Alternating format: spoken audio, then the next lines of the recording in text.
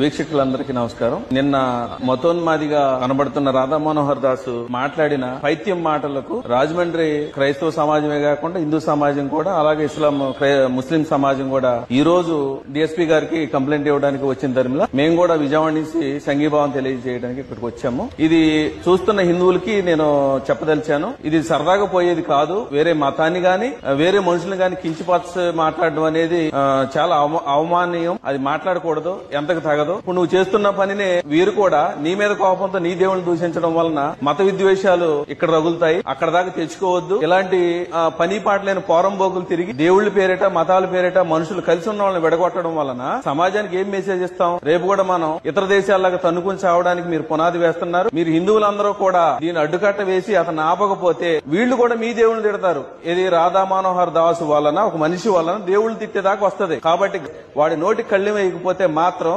ఖచ్చితంగా మత విద్వేషాలు రగులుతాయి. అన్ని మతాలు కొట్టుకు చచ్చే పరిస్థితి వచ్చింది. వాడిని ఆపండి దయచేసి.